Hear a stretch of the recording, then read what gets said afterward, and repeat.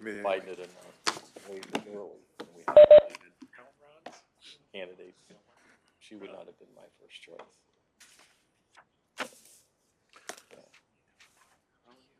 Okay, you said we got a quorum, right? Yes. Who do we have online? Citizen member Sagai and Linda King Corbin. Yes. Present. Call a meeting of the MDC's Board of Finance. The other is a regular meeting, Monday, August 26, 2024. Starting a little late, overran the other meeting a little bit. Are there any public comments relative to agenda items? Any public comments relative to agenda items?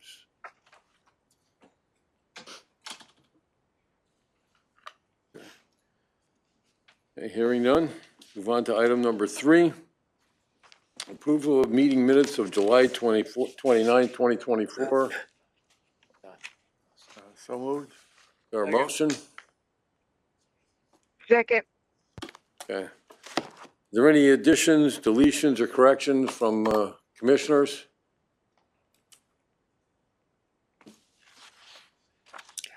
Okay, hearing none, I have a couple myself. I'd just like to straighten out a couple of issues on it.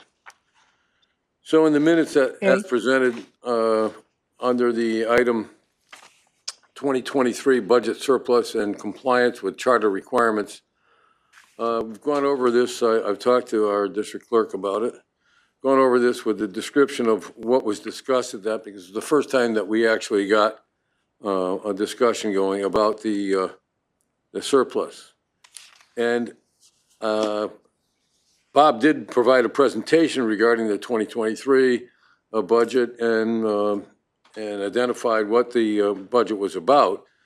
But it did bring it up with respect to the 5.5 million as the first time that showed up was in Scott's CEO report from I think the end of May. So I don't know why that didn't wind up in here. It doesn't have to, as long as everybody understands that that was reported on by Scott. I thought it should be recorded that way. And the other issue is under Commissioner's request for 2025 budget. Also went over this with the district clerk. Satisfied that we described what I talked about, although it went on for quite a while, and a number of people contributed to this. The only question I have about it is the last sentence, which says no action was taken. I don't know if we're going to get in the habit of saying what we didn't do. So I did ask the clerk to reconsider that. Is that important to anyone? I just don't understand why we didn't say that. And we didn't say it about the other item that was on there. We didn't say no action was taken on that. And I'm not in favor of saying what, we say as little as possible in the minutes, but so we don't confuse anybody. I don't know why we'd say that, because it's obvious that no action was taken. I don't know, we need to know to say that, so. I'd ask that we remove that from the minutes. Chairman? Is there anybody that has an objection to that, or? Go ahead, Commissioner Russo. I just have a comment. I mean, I don't think it really hurts anything to keep it in there. It's just reporting that no action was taken at that time. Well, but you understand what I'm saying. If we're going to say no, I mean, there's a lot of items that we discuss, and are we going to say no action was taken on all of them? I don't know, why would we pick just one? I don't have, it's not a big objection. No, It it just isn't. kind of It stood isn't. out for me, It's like, just- why is that there? Okay, so. Okay. I'd ask that we remove it. I don't know if we don't necessarily, unless there's somebody that wants to object to it, I'd ask to have it removed. Yep, go ahead, Mr. Chairman.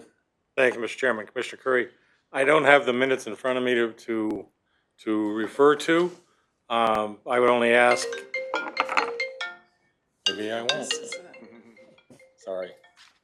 I would only ask that if it was on the agenda, was it designated so that we were anticipated taking action on something and we didn't? No. Or is it just an agenda item for report or anything? I don't It know. was just listed as commissioner request for 2025 budget, the same way we did last year. Last year, we did it after the budget thing started. This year, we just, as we're starting the budget, we're just doing the same thing. So, and in the same way, it wasn't set up with a resolution the way other items on here were, you know, so. Mr. Chairman, would you like me to address that, explain why I put that in there? You can if you want, John. I mean, I don't think that, I don't want to turn this into another back and forth thing about this. I mean, but go ahead if you want to. This is John Myrtle. The reason that was added at the end there was, on the agenda was a discussion regarding commission requests for 2025 budget items. Then there were several items that were requested to be inserted into the 2025 budget. And I think, as written, without that, it could give the appearance that a request like that would place those items into the budget. And there was no vote taken, so those requests at this point are not in the 2025 budget. I confirmed that with CEO Jellison and with Bob Barron and with Chris Stone. So for clarity's sake, I just specified that no action was taken. It's not frequently inserted into the minutes, but this is by far not the first time that's happened. I've used that to specify when I find it necessary or useful, just to clarify that it was a discussion and it did not constitute action. Okay, and what I'm going to tell you is that we had this discussion, and I specifically stated, and when this went on, this part of the meeting went on for a while, specifically stated that I mentioned the first two. If you can read it, Chairman Salemi stated, received requests from other commissioners for additional budget items and requested that the proposed 2025 budget include, I didn't say that, but let's go on and say $50,000 for an employee climate study, as was in the 2024 budget. And I specifically said that if we don't get to it in 2024, that we might want to have it, an estimate for it in the next year's budget. The same for the management study. It's already been voted on. $50,000 for a management study was in the 2024 budget. And I thought that we hadn't gotten anywhere with that we should probably at least have it, presented so that we can discuss it if we don't get to it this year.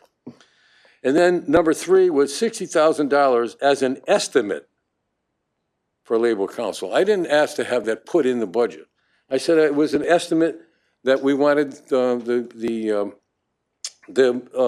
understand what if the PP&I or whichever committee decides that we want to have a Labor Council, what would we have for an estimate? What would it cost us? I don't think it would be, and I said it wouldn't be appropriate to vote on unless we had some sort of idea.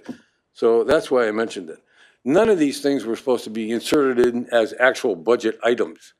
But, if we're going to talk about how do things become budget items, we don't vote on, I mean, the budget gets presented to us before we vote on anything. So I'm not sure that why we have to say no action was taken, because we didn't take any action on the rest of the budget either.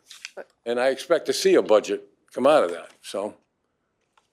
Go ahead. Mr. Chairman, Commissioner Russo, I agree with Attorney Myrtle. The way this reads is that Chairman Salemi stated he received requests from other commissioners for these 3 items.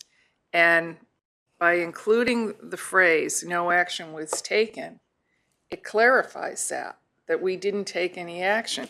I think if you remove that phrase, no action was taken, it could be interpreted that we did take action on that, even though the vote isn't reflected. It just, to me, it leaves it very vague. This is very clear. These were requests that you received And you listed the requests correctly, as you should have, and we didn't take any action. That, we're merely reporting what we did, so it makes it clear, in my opinion, but. Well, you read the statement, or you started to read the statement. I didn't write that. Well, we The district clerk wrote it. I just repeated for you what I said.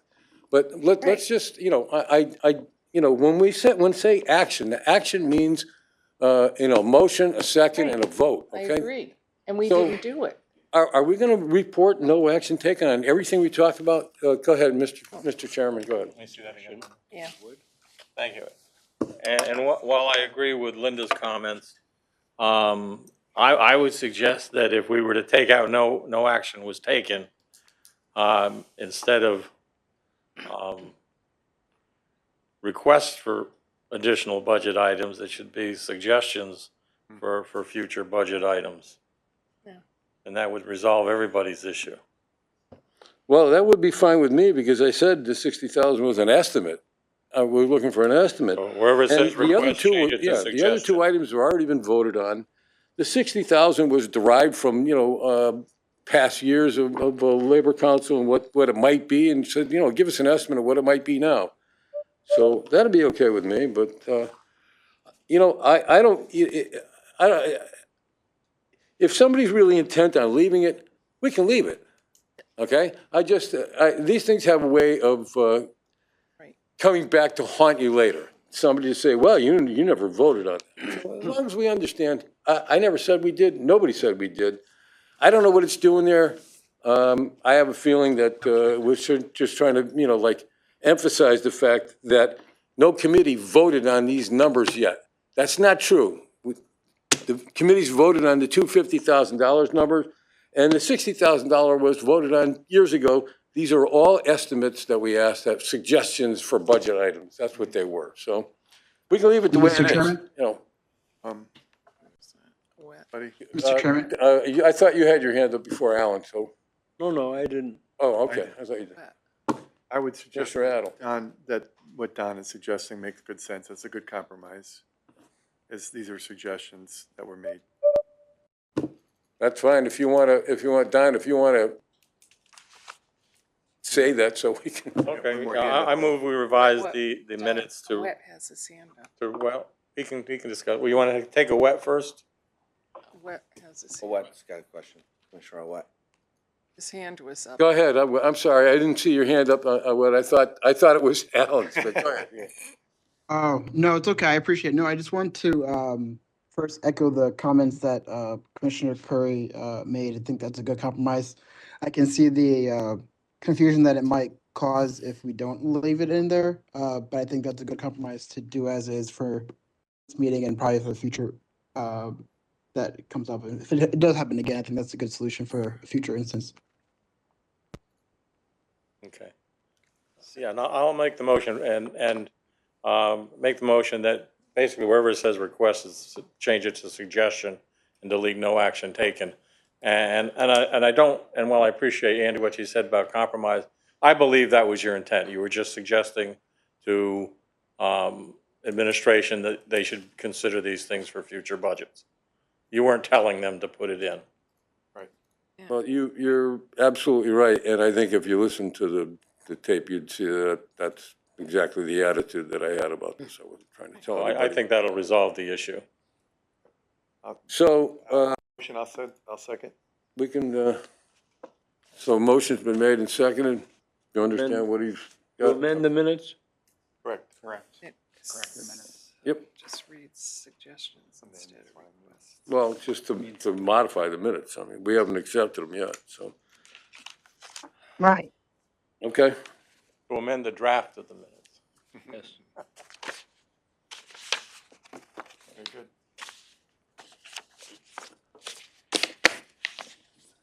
All in favor of, Aye. I, the minutes, amending the minutes as we Aye. stated? Any opposed? Any further corrections? Hearing none? It's accepted. Thank you very much. I appreciate it. Thank you.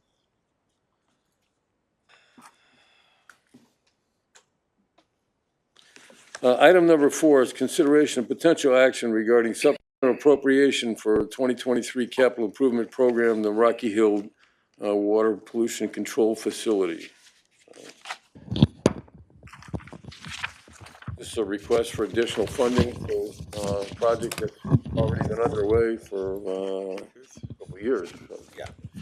Yeah, so Bob Barron, Chief Financial Officer, let me explain the finance aspect before Chris and team come up and explain the reason why the supplemental appropriation is necessary. We have a change in format for this request. If you look at the page that says 4-1, our chairman made this recommendation to us within the last month saying, hey, if you're going to ask for a supplemental appropriation, why don't you tell me a little about the original appropriation? And I thought that was just a perfect request. And so you'll see on page 4-1, that's exactly what we did with this request.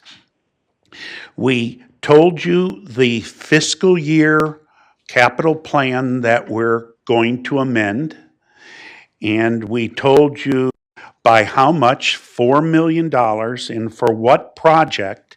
And then we show that this project was amending the fiscal year 2023 capital plan.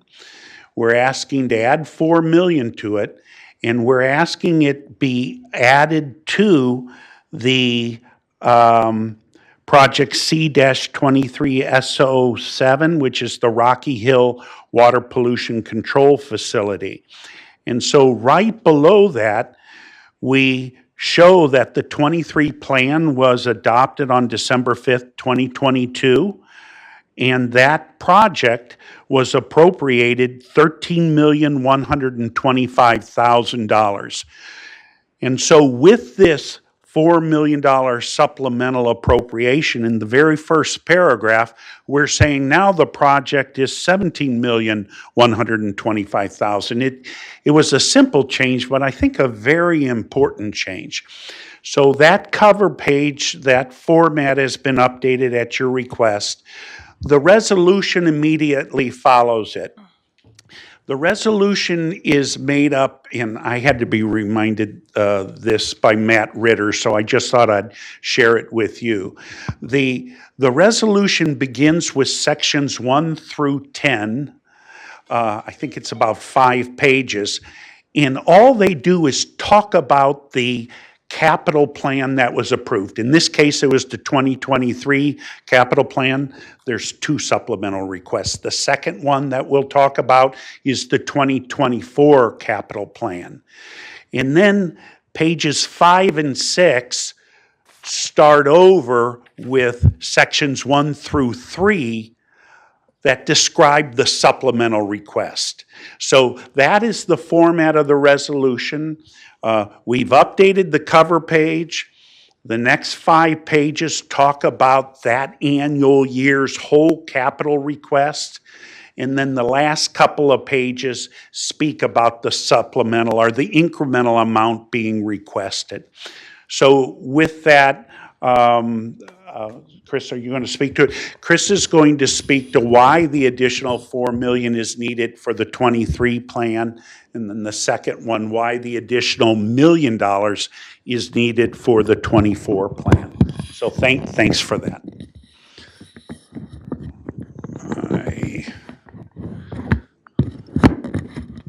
There.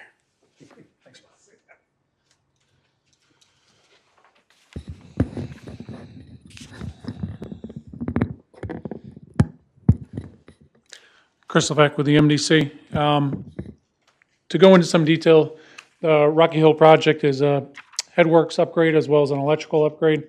So we did start the project, reviewing it, going through the design. We did have some preliminary cost estimates as we started the design. We worked through those. One of the key things that we wanted to do with this project is there are some as well as operational improvements we wanted to make, as well as safety improvements for our workers working at this facility. And bringing the functionality, what we have at the other 3 treatment plants, bringing that to Rocky Hill as well. So that was the electrical improvements. One of the components on this was that we went through this process, putting this budget together, obviously way before the original request on 2023, trying to understand what these costs are. What we've seen on a lot of our projects over the last 2 years now is a significant increase just with the cost of living adjustments, is pushing on to material cost, and heavily on the electrical side. And what we're also seeing on electrical equipment is a pushback. What used to take us 12 months from the time of a shop drawing and submittals and getting this equipment on site, 12 months prior to COVID, that's getting pushed out to over 2 years now. So a lot of these project durations are moving out, and that ends up raising the cost of the project. Just maybe some more specifics on this. We are looking for obviously contingency too to move forward with this project, and that's part of that $4 million request. One of the things that we did struggle with this on is part of this is this is going to be deep funded, so we're looking for a loan, low interest loan, as well as a grant associated with this. But we're asking for the full package. So all MDC labor, our consultant labor, consultant inspection, as well as the contractor to perform the work. So part of this process is to go through the review with DEEP as well. So typically this review happens within a quarter, 3 to 4 months. During the review, they looked at it as a flood resilience requirements. We actually had to raise all the infrastructure that we had. We're going to be installing as part of this project. So all the electrical gear, all the electrical equipment need to come up higher.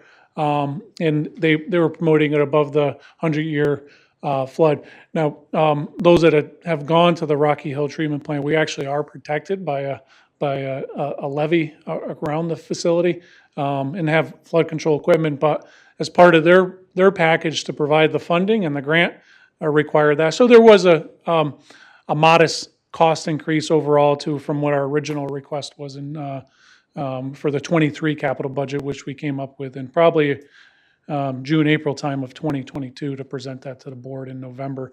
So the 14 million, or sorry, the additional 4 million consists of our contingency. So additional 15 to 20% for anything that comes through on this, change orders, errors and omissions, anything that may be coming through as far as this project, as well as the engineering services, and then also the inspection services to complete the project. Any questions on Rocky Hill Headworks and electrical upgrades? Chris, you wanted to talk about the grant, the 28% grant? Yeah, so we are right now, so as part of this is one, to secure our appropriation with the board, so we can demonstrate to DEEP that we've secured all the funding for this. We're looking for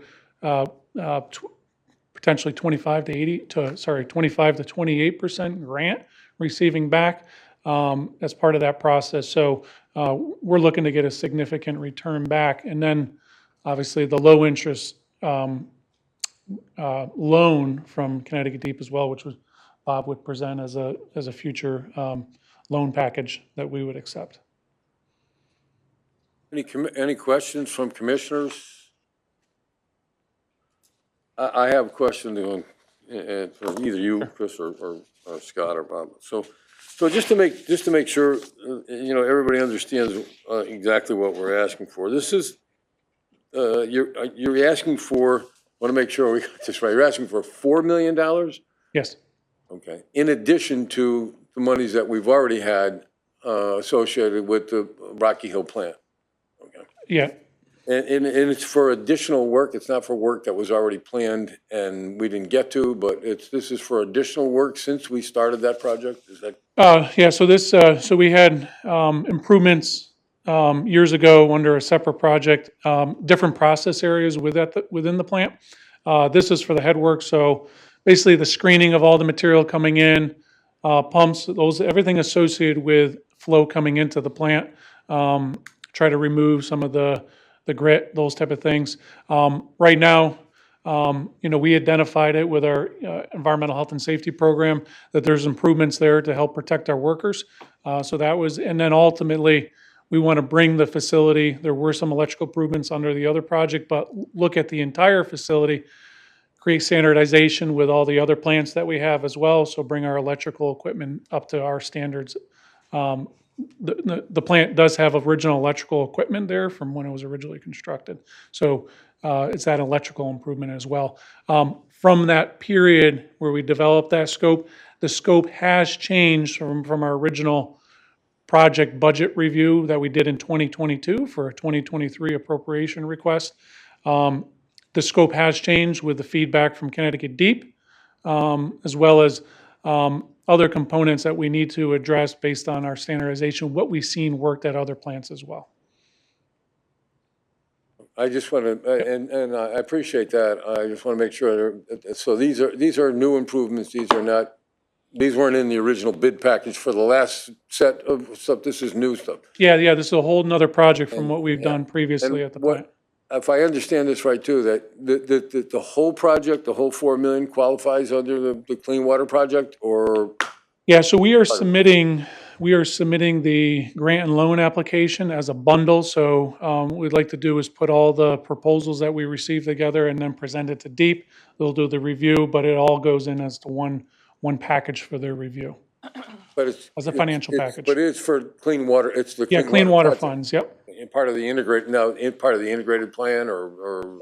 No, this would be our sewer capital improvement. Okay, so it's not part of the clean water or the integrated plan? Yeah, so the funding source is Connecticut Deep Clean Water Fund. But as far as what we determine as our integrated plan, and we also reduce the amount of sewer capital funds as well with the addition of the integrated plan. Okay, So so- it all goes into the affordability analysis, which is the integrated plan, but. Understood, but it's not going to be eligible for federal funds like the. No, just through DEEP, yeah. Okay, all right. As long as there's, does anybody else have any other questions? Thank you, Mr. Go ahead, Chairman. Commissioner Adel. Chris, can you go back a little bit more about the pre-COVID and post-COVID numbers, the difference? And you said there was a large markup, let's say, on the prices because of that. Is that inflation or what is it? A lot of it's raw materials, and as well as so there's a backlog, I can tell you, with electrical gear. So switch gear, and not to name any of the manufacturers, but we've seen what was 12 months lead time, which is pretty significant when you're trying to accomplish a project within 2.5 years. It's gone to 24 months now. So with that, the cost of that, it's just sort of a supply and demand equation where there's only a certain amount of manufacturers that are able to make this equipment. So it's been driving up the price, unfortunately. But that's sort of across the board for every industry. Thank you, Mr. Chairman. So, and this is obviously going out. Is this going to go out in one bid, the whole project going out?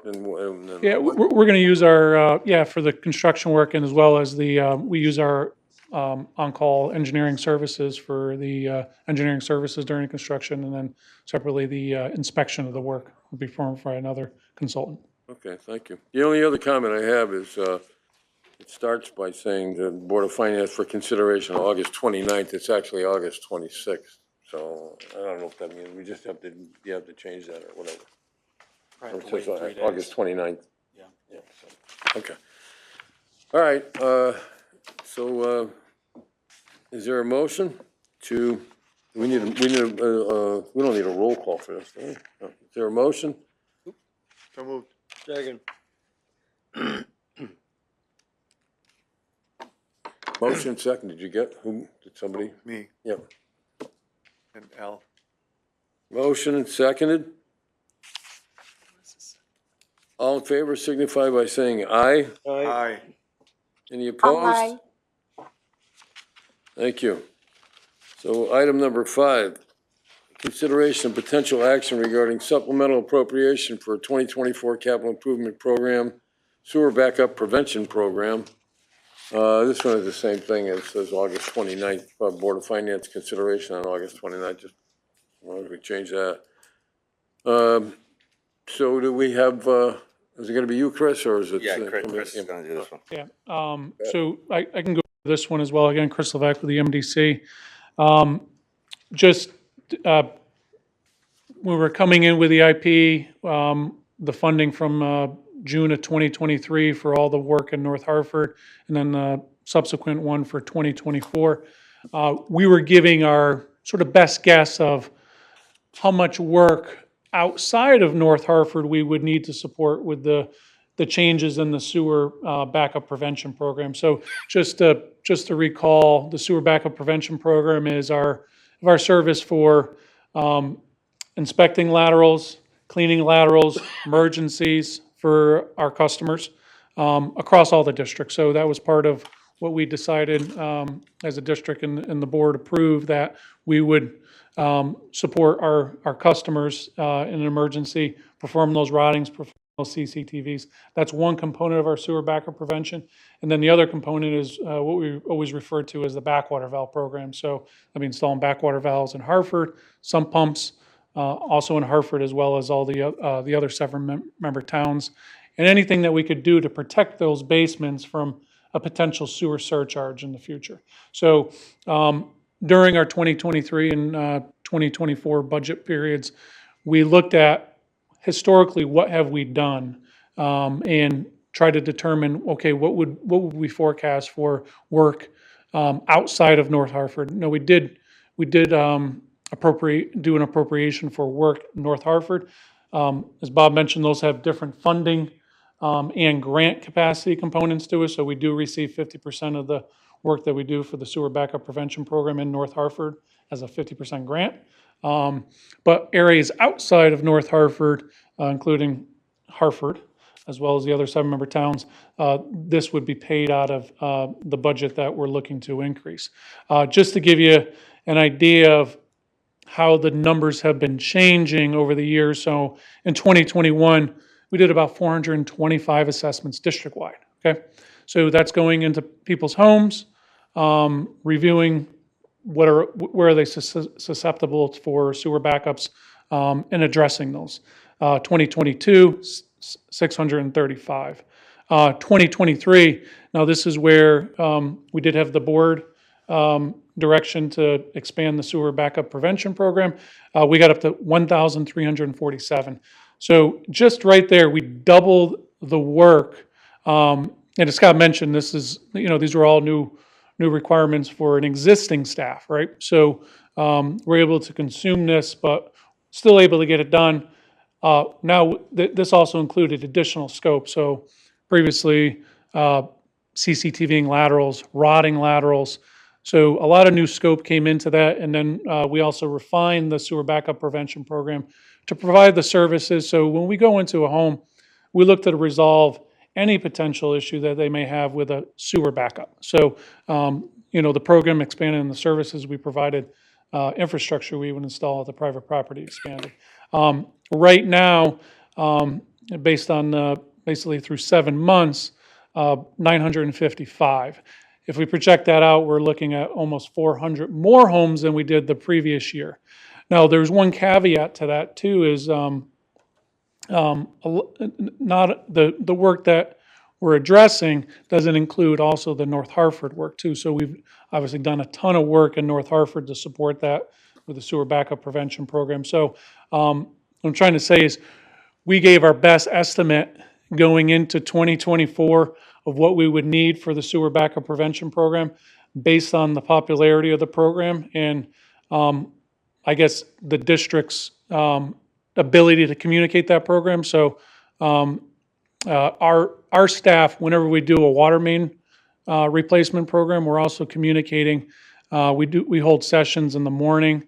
So before people go to work, we show up there at 6:30 in the morning, set up a table, explain all these programs to the residents there, and then we'll hold evening sessions. So when they return home from work, we're able to communicate these programs as well as all the additional outreach programs. I know Jeff King, our utility service department, goes to these community events and basically provides this information. So we've been getting a lot more requests for this, and sort of the numbers sort of speak for themselves. But based on the popularity, we're running towards the end of the appropriation that we had for 2024. So that's the request to get us through the end of 2024. We anticipate that there's going to be a little left, but I'd rather go into 2025 with a little of that appropriation still left than having to come back November and say, hey, I need a little more money to finish out 2024. I mean, Mr. Chair. Sure. So we've talked about this a lot. You know, we talked about the Durham Street project, which was the first project that was completed under the new integrated plan. Remember, we were going to do 47 million. We committed to doing 170 million, all in the same budget year without increasing any staff. And what you can see is Chris's numbers proves the MDC staff is doing double the amount of work, if not triple the amount of work that they were projected to do in the 2024 budget. Without one complaint. I haven't heard one complaint from my staff saying, you know, we're working too hard. Bob's given me numbers. These are real numbers. Chris just gave you numbers about sewer assessments in homes. But Bob gave me numbers. We spent in 2023 $64 million between IP and CIP. Now, IP and Clean Water Project. Clean Water Project's the old plan. You know, it's the tunnel, right? So $64 million in 1 year. We've spent $54 million just on the IP program in 7 months. So the amount of money we're spending, which means a lot of work, a lot of procurement, it's affecting every department. And as we said, when we committed to the $170 million worth of work in North Hartford, we just didn't commit to work in North Hartford of tripling the amount of work in 10 years. We also said we're going to give everyone in the district a free sewer lateral. Everyone.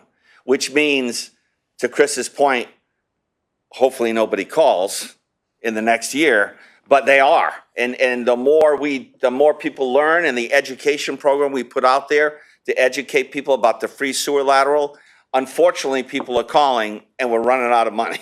So that's what this $1 million is for. But again, it's more than just running out of money. It shows, I mentioned the other night, our work orders and operations just to support the North Hartford project is, you know, it was 2,400, it was 1,100 work orders in the last couple of years. It's 2,400 this year. 2,400 more. So, you know, it's in the 3,000 range. Our staff is working really hard to make everything happen. It's a big ask. They've done a great job doing it. We don't want to be able to say to someone in East Hartford, Weathersfield, West Hartford, we can't give you what we're giving people in North Hartford, which is a free sewer lateral. And that was the whole point we made with DEEP. You know, we have to be able to, we can't just give a free sewer lateral to the people in North Hartford. We have to give it district-wide. So that is the backwater valve assessment program. That's what we're asking for. I had one other, so my understanding too, when we started this, and I just said in the first couple of years, it was 600, 700 or something that we did, that it was district staff that's doing this, that the district staff is trained to inspect these things, and even when we went into doing a camera, we were looking at the sewer laterals with cameras, and you said rotting, I mean, we're still doing that with our staff. My understanding anyways. Yeah, we contract out the rotting and the CCTV inspection to, we have a contract that's where some of this money goes to execute that work, whether it be on a scheduled basis or an emergency basis for the lateral, for the private lateral. We do have the ability. We have people in-house that do we have the equipment, and we have people that do cameraing and Mainline sewer. So Yeah. with two different issues, right? Our staff does all the main sewer in the street and then the lateral up to the property line. But what we're referring to is this is the work being done inside the home. as you remember, when we said to someone, you're gonna get a free lateral, that's completely different. Forget about the free lateral. Now we have to TV the lateral and make sure it's capable of being replaced or relined. So now we're adding work. The free lateral isn't just a free lateral anymore. Now we have to make sure that the lateral is capable of being lined and or does it need to be replaced. So it's that much more work. So but that work on private property is done by a subcontractor. Well, I thought that originally we were using our staff to do that. We were using our own staff to do that. We wanted the decision ultimately made by MDC, not by. The work, the assessments done by MDC staff, all of the utility services department there. In 2008 to 2013, the MDC used consultants, engineering consultants to do all of the assessments. We are now using our staff. Our staff does all of the assessments. We don't do the actual TVing of the lateral or of the lining of the lateral, but our crews that are TV trucks, we TV all of the mainline sewer and the laterals going up to the property lines. But all of the assessments done in the homes for all of North Hartford and everywhere else is done by MDC staff. Okay. Anybody else have anything? So one last question. So you're asking for an additional 1 million. You already have the 1.5 million that was the original appropriation, and it was done through the integrated plan, capital improvement program of the integrated plan. So may I ask, it says the same thing here. So where's the $1 million coming from for this? Which, is it as we did before where we moved integrated plan, clean water project money forward from, we weren't going to spend it in it, for a few more years. We moved it forward with was it 170 million, Scott? Yeah, 107. So is that the same, is this the same issue, or where's the $1 million coming from? It's the same funding source and process that we go through in our annual appropriation. The appropriation gives Chris and his team permission to spend up to your limits, but also in the resolution language, it gives me permission to engage with DEEP for clean water loan and grants, or to go to the market and bond for anything that doesn't qualify for loans and grants. And if it's drinking water, it's DPH. So that's what the resolution, the appropriation process, what you're doing now, and when the board approves it, Chris can start spending right away. And Scott has brought this up. We all the reserves that we have, we front the capital projects, CIP and IP, clean water. We front the spending because the appropriation gives them permission to spend right away. But within the resolution language, once a year I come before you and say, here's what we need to borrow in general obligation bonds for the CIP and revenue bonds for the clean water. So that's where the money comes from. But if you wanted to know if they start spending tomorrow, where it comes from, it comes from whenever we go to market and bond for it. And if the bonding happens after the project spending, then it's coming from the organization's reserves or our concentration account. It loans the capital money up into the point where I get the money from DEEP or DPH, or I go to market and I bond. So it's going to be, at some point, it's going to show up, and you're going to actually, if you start work on it now, well, you're going to need to pay pay on this. So it's going to come out of what you just said. It's going to come out, the reserve fund is going to fund it, and then you're going to replace it in the reserve fund when you actually sell the bonds, or there isn't some. I thought we had like a bond amount, that amount of bonding that we didn't spend. So. Right. For this, I was speaking in general for this $1 million. It's the Clean Water Project surcharge that goes into the rate stabilization fund that will pay for the projects, but remember, for those projects, we can issue revenue bonds, and then the rate stabilization fund can pay the debt service on those revenue bonds. And so ultimately, the funding for this incremental $1 million will be the the rate stabilization fund that is the Clean Water Project charge that's on everybody's bill. Okay, I just wanted to make sure that everybody understood that this is not this is still a new appropriation, and it's you're gonna wind up selling bonds for it at some point, and to cover this $1 million, and that'll be on the next list or whatever of bonds. So, okay. Right, Right, do the we rate need- stabilization yeah. fund, I think Scott reports in his monthly report, has 80 some odd million dollars in cash. We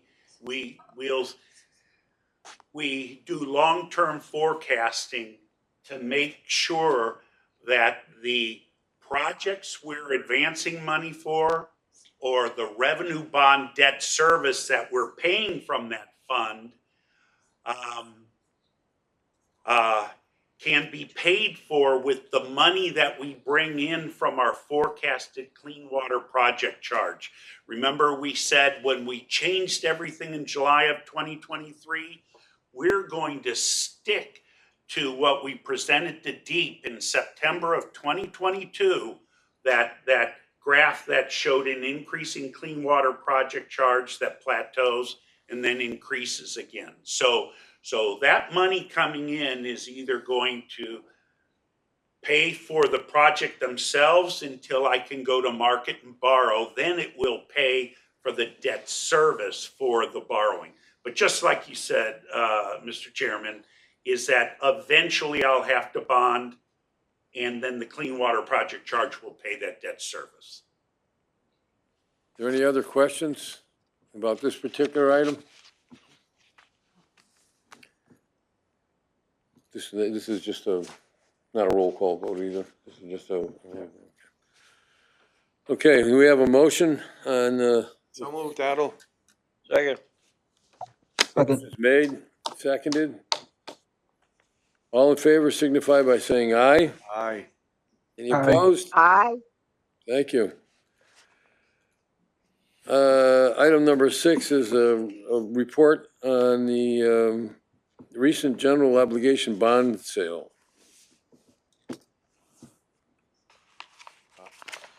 Yes, Julie, can we get that little presentation? It's only 3 slides. It'll go really quick. We had great results on the bond sale, and we just wanted to share it with you. I think we've done some releases in a narrative form, but we'll show it here. We can go to the next slide. So what we did is we did roughly $80 million worth of new money, where we're bonding, just as we just described, to pay ourselves back for the appropriations and the spending that occurred on projects where we haven't borrowed yet. So we have to pay ourselves back, but we also borrow forward as well. So that's about 80 million, and then we refunded some 2014 debt. When we issue our bonds, we issue them for 20 years, and we promise to pay an interest rate on those bonds for 20 years, but there's a provision in there that says the call date after 10 years, if we could get a better interest rate, we can refund it. We can call in that bond. And that's what we did for the remaining 10 years of that 2014 issue. So let's talk about them. So on August 8th, we had the sale, generated 82.3 million for the capital projects and refunded 23.85 of the 2014. That's what I just described. The true interest costs that we achieved for the $82 million worth of bonds for the full 20 year, the new money, was 3.5%. And the true interest cost for the refunding for the remaining 10 years of that 2014 issue was 2.5%. Now, what's fun about it, it's my favorite part of finance is going to market and finding lowering the cost of issuing and securing the lowest interest rate. We just save millions of dollars. But so what's interesting about the refunding is the day before we sold, we were anticipating getting a, let's see, what was it? Oh, it's the third solid bullet down there. We were anticipating saving $700,000 or 2.9% of the reissued bonds. The general rule of thumb, I think I put it up here, is say, it's really not even worth your time to refund bonds unless you're going to earn at least 2%. And so we were anticipating saving 2.9% of the refunded bonds just the day before we issued. But look what we received. The very next day when we issued, and remember, we're not negotiating with an underwriter. We're doing a competitive sale where we put our bonds out there and we get bidders to come in and bid for us, which we've seen in the last several years have given us the absolutely lowest price.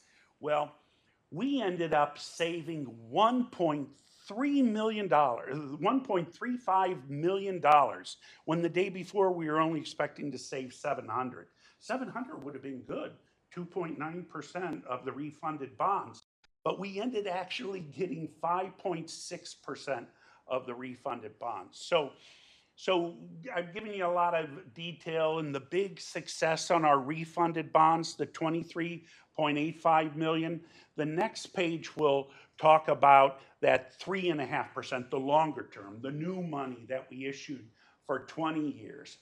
So on August 8th, I told you the interesting thing is that I put this up in the header. On the previous slide, I said we raised $82 million for our projects, right? Well, sometimes what happens is that we issue less bonds and then they pay us a premium. In this case, we issued $77,185,000 worth of bonds, and they paid us a $5 million premium, 77 and 5. We raised $82 million. That's what we needed for our projects, but that's why the two numbers are different. But take a look at our rating. We're a solid AA rating. And to tell you what, Julie, do you mind going one more slide? Because, S&P and Moody's are, their rating numbers are a little different. I put AAA, there's no versions of AAA. AAA is the very highest, and you could see that in red at the very top. But we're AA rated, and we're very high grade rated bonds. And I put our rating from Moody's and S&P in that red box where I highlighted it. But if you take a look at the S&P column, we're a straight AA. If they say you're a little higher than a straight AA, you're AA plus, right? But what does Moody's say? Moody's says your straight AA, your middle AA is AA2, and Moody's says if you're one higher, you're AA1. So S&P uses a plus, and Moody's uses a 1, 2, 3. S&P uses a plus and minus. Anyway, if we could go back to the previous slide.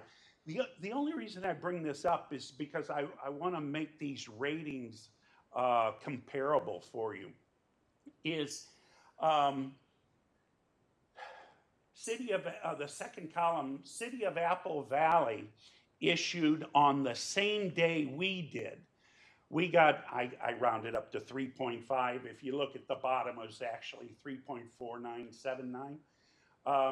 But look, they are a AAA rated community and they had 3.6%. Now, someone could say, well, look, they only issued $26 million worth of bonds. You had a much larger issue. That has an impact, right? And so the first column demonstrates that we beat a AAA rated community when we're only AA.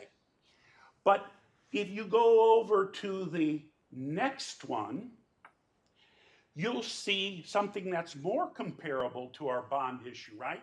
We issued 77.2 and Wilson County, Tennessee issued $77.6 million. So that's really comparable, you know, very much the same amount of debt issued. But take a look at the rating. We're that AA2, you know, there's 3 AA ratings. We're right in the middle. Wilson County, Tennessee is a AA plus. They're actually one level above us. And if you look what they achieved, now it was 5 days later on August 13th, but they achieved a 3.65% true interest cost, and we're below 3.5%. There's other comparisons there. They're getting farther away from our issue date, and the dollar amounts are a little different. But I wanted to show you there, and I told you this each year, but the market likes our bonds. That's why I recommended that we go competitive, and you guys approved, and we've been competitive. This is our 3rd competitive year that we've issued our debt. But this demonstrates that they like our bonds, and we're not only secure, we're not only keeping our cost of issuance down, which is dialed into the, no, I'm sorry, the cost of issuance is in the all-in interest rate. I'm sorry. The true interest cost only has the underwriter fee in it. But we're not only keeping the cost of issuance down, but we're getting lower interest rates than higher rated communities. And so that's kind of exciting, and that's a tribute to all of you that demonstrate the financial discipline to execute our plans, to have the long-term plans, planning, whether it be for capital, operating, clean water, all of these things we present to the rating agencies, and that's how we score such a high bond rating. And then it's proven out when we go to market and people buy our bonds and give us really competitive rates. So thank you. It's really fun to represent the MDC when we go to market. These are really remarkable numbers. So that's it for the presentation. Are there any questions? These are for GO bonds. But these are, Right. This is strictly for the GO bonds, not for revenue bonds. Is there- Right. Now, you gave me permission to issue for revenue bonds, and that's going to happen in September. We'll close in October. I promise I'll come back to you with those results as well. But I don't have to do another ratings presentation to S&P and Moody's. I incorporated, when I was doing my general obligation rating presentation, I incorporated the revenue, because when you do a general obligation bond, it's a different pledge, right? When you're doing a revenue bond, you're pledging your clean water project revenue. And so we spoke about the different pledges and our credit worthiness for both. And Munistat, our financial advisor, said both Moody's and S&P complimented our rating presentation and said, we don't need to talk to you again for when you do the revenue bond issue. So The revenue bonds are basically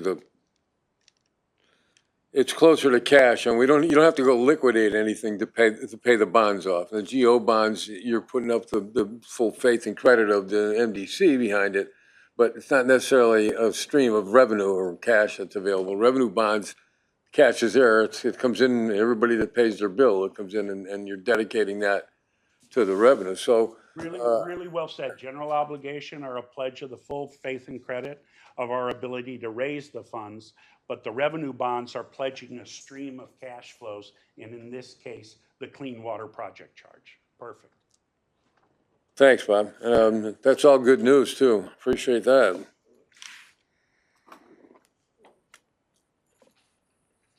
Any other questions for Bob? Anybody? Go ahead. Thank you, Mr. Chairman. Mr. Curry, I'd just like to say that, I think you don't have to get up, Bob. That we're indeed very fortunate to have Bob where he is, working with MDC and for MDC. And I really enjoy someone who has so much pleasure and love for the job they do. So I thank you for the presentation. I enjoyed that. Thank you, Mr. Chairman. Anyone else? Anything else? Item number 7, opportunity for general public comments. Are there any general public comments? Any public comments? Hearing none. Item number 8, commissioner requests for future agenda items. Commissioner requests for Commissioner Adel. In the Water Bureau, last meeting, we talked a lot about the, water meter pits. And it was, we were presented with a lot of great information about, how that program operates. But I do want to delve into that in my committee and also maybe in this committee more in terms of the money angle. How we, because I don't think, I recall anyway, and I'm sure it was discussed, but the cost of this program versus, our standard water meters, the cost benefit analysis we did, bidding process, that kind of thing. So I think it'd be nice to review that here in finance. Okay.